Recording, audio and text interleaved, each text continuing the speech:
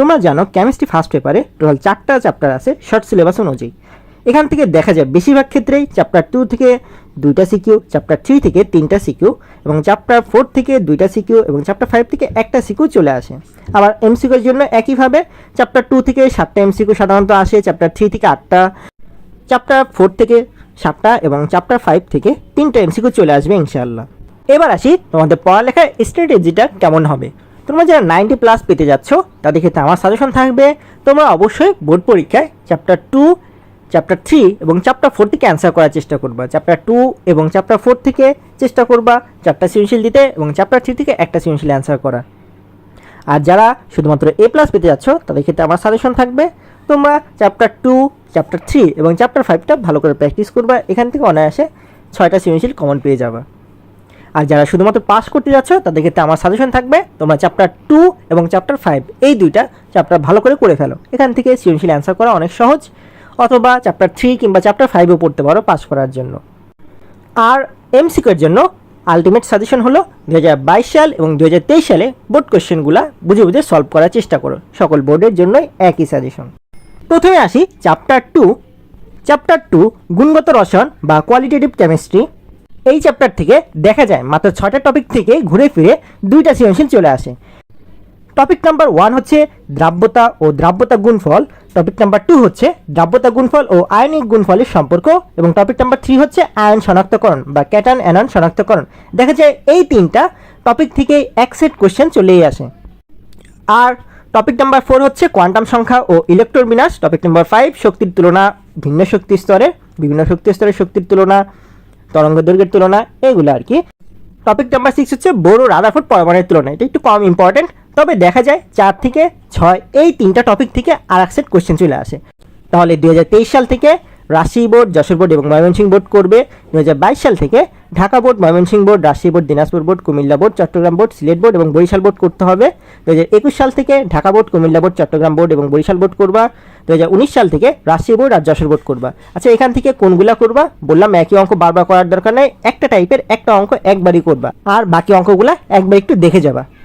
Chapter 2 থেকে ক এবং খ এর জন্য গুরুত্বপূর্ণ হলো এই ক খগুলা, যেগুলো 7 স্টার দেওয়া আছে সবুজ কালি এবং লাল কালি দিয়ে।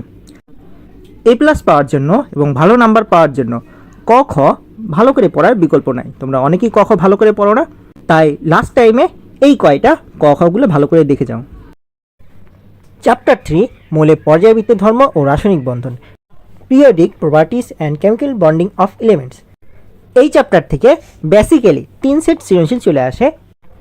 এই চ্যাপ্টারে 6টি মোস্ট ইম্পর্টেন্ট টপিক আছে। এই 6টা টপিক থেকেই নর্মালি এই 3 সেট সৃজনশীল চলে আসে।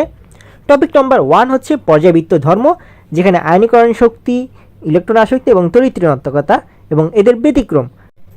টপিক নাম্বার 2 হচ্ছে স্ফুটনাঙ্ক এবং গলনাঙ্ক কম বেশি হবার কারণ, ফাজারের নীতি এবং সমযোজী বৈশিষ্ট্যের ক্রম।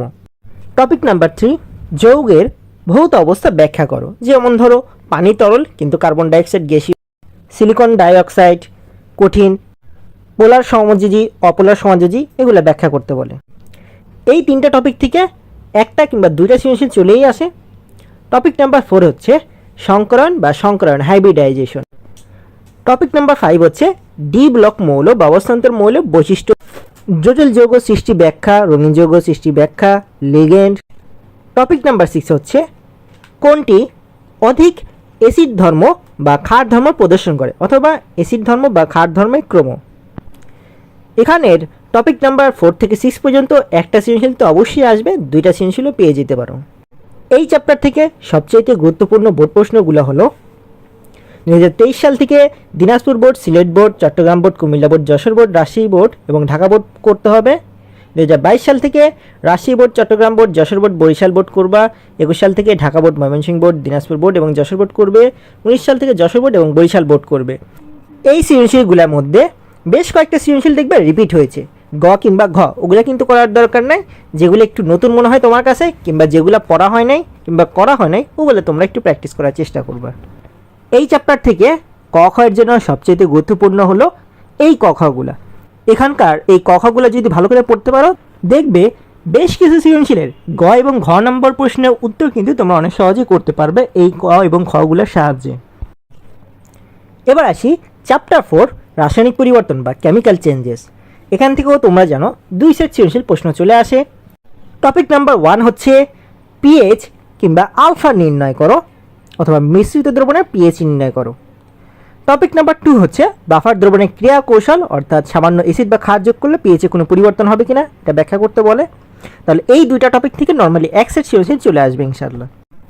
টপিক নাম্বার 3 হচ্ছে মিশ্রিত দ্রবণের প্রকৃতি অম্লীয় নাকি ক্ষারীয়।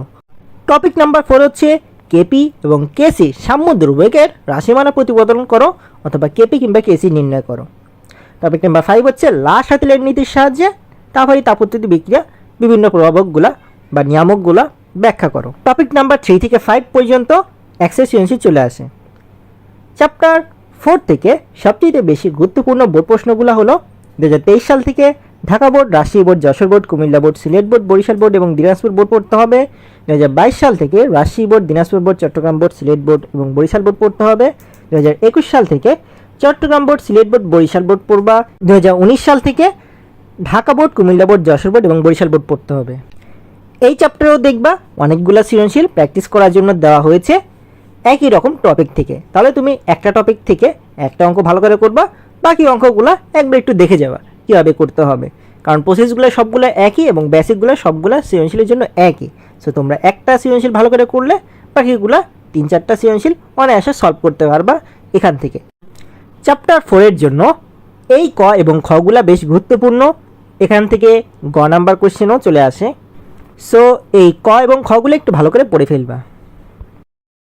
চ্যাপ্টার 5 কর্মমুখী রসায়ন। এখান থেকে নর্মালি এক সেট সৃজনশীল চলে আসে। নর্মালি দুইটা টপিক হচ্ছে আমাদের সিলেবাসের মধ্যে, যেমন ধরো এক হচ্ছে ভিনেগার প্রস্তুতি করতে হবে, আখের রস থেকে ভিনেগার প্রস্তুতি অথবা ইথানল থেকে ভিনেগার প্রস্তুতি, এটা আসে। আর 2 নম্বর টপিকটা হচ্ছে ভিনেগারের খাদ্য সংরক্ষণ কৌশল। দেখা যায় এই দুটা টপিক থেকেই একটা সৃজনশীল অনেক সহজেই চলে আসে।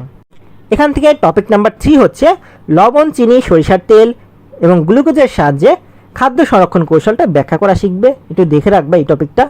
টপিক নাম্বার 4 হচ্ছে খাদ্যের নিরাপত্তা, অণুজীবের হাত থেকে খাদ্যকে রক্ষা, খাদ্যের পর্যাপ্ততা, খাদ্যের উৎপাদন, সংরক্ষণ, এগুলো একটু দেখতে পারো।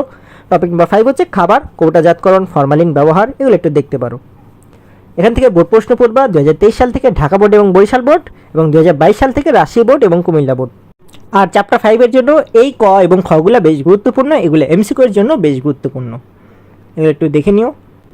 এই হলো কেমিস্ট্রি ফার্স্ট পেপারে কমপ্লিট সাজেশন। আশা করছি এখান থেকে তোমরা তোমাদের এইচএসসি পরীক্ষায় 100% কমন পেয়ে যাবে।